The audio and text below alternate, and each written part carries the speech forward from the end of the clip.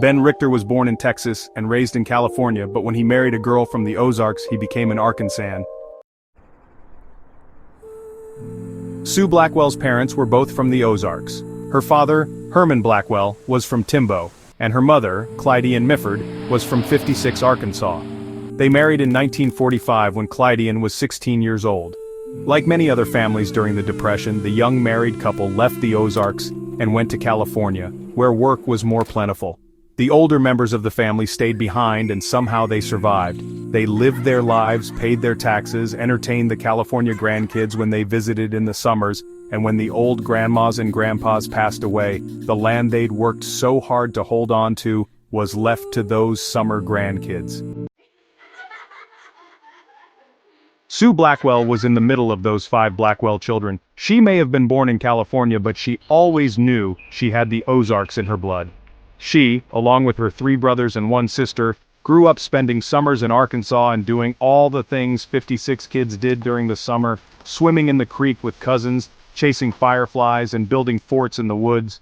But especially thrilling was listening to the old stories of things you didn't want to run into after dark, especially stories about the Duchane, an old story sometimes told to youngsters so they'd be in before dark, because if you weren't, the Duchane just might get you. Sue grew up listening to those stories, and she had been a believer from day one, not so much her California husband. As retirement age approached, both Ben and Sue knew there would only be one place to live out their retirement, and that would be the old home place in 56, Arkansas. They sold their home in Palm Desert, had a huge garage sale, loaded up the pickup truck and a 16-foot trailer and took off for Arkansas. They moved onto the Blackwell homestead in April of 2008 and set about updating the old farmhouse. Ben's health had begun to deteriorate shortly after the move, and he was soon diagnosed with renal failure, and before long was on dialysis. After having surgery to implant a port for his nightly 10-hour dialysis routine, his doctor warned him not to lift more than 20 pounds. He has been very careful that his tackle box never exceeds that limit.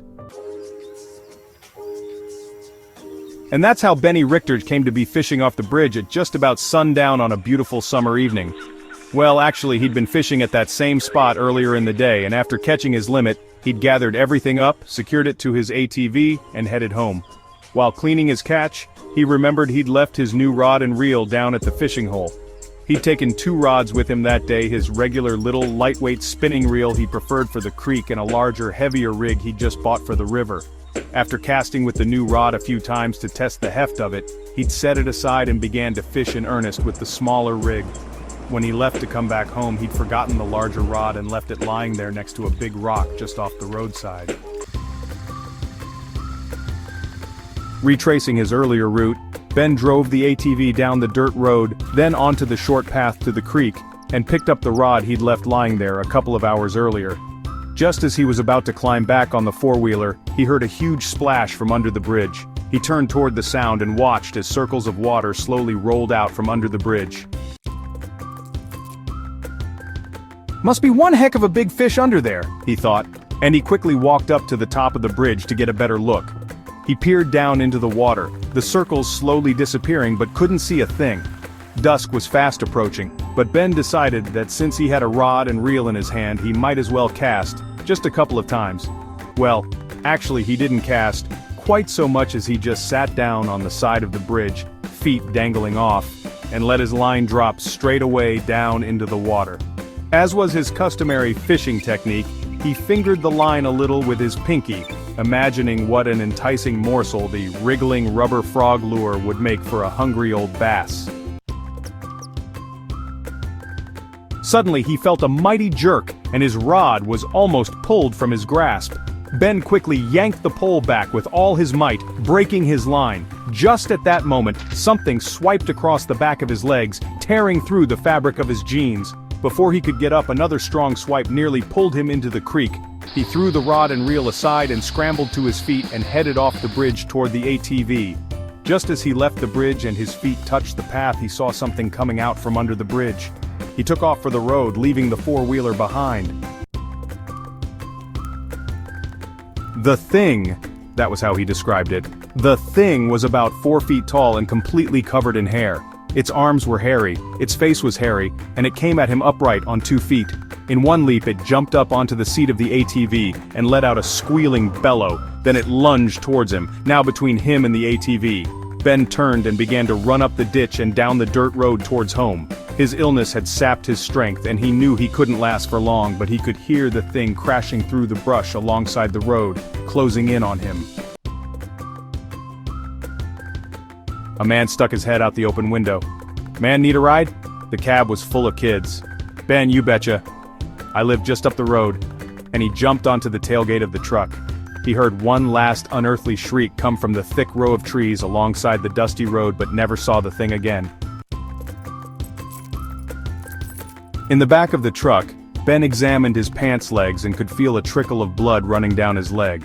Just before they reached his house, he banged the driver's side of the truck and it pulled over.